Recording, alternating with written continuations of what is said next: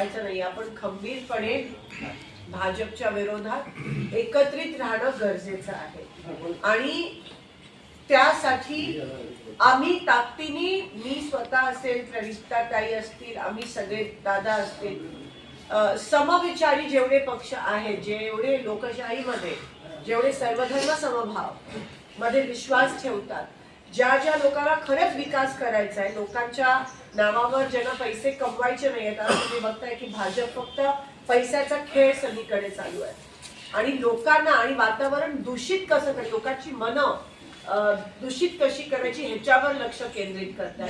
भाजपने जणू काय एक प्रकारची भ्रष्टाचाराची कीड आपल्या लोकांना लावले देशभरात, ती आपल्याला काढायचे, उपटून काढायचे आणि त्यासाठी आपला हा संघर्ष आहे. हा संघर्ष प्रणिताताई म्हणाल्याप्रमाणे हा सत्तेसाठी नाहीये, हा संघर्ष पैशासाठी नाहीये, हा संघर्ष 1-2 दिवसासाठी नाहीये. निवडणुकीच्या एकही 6 वर्षानंतर, 7 वर्षानंतर ही निवडणूक, 9 वर्षानंतर ही निवडणूक घेत आहेत. कुठेतरी निवडणुकी आहेत, निवडणुकी घेत आहेत म्हणून लोकशाही तेवढा तरी विश्वास आहे. तर ती निवडणूक आपण जिंकायलाच पाहिजे, संघर्ष करायला पाहिजे.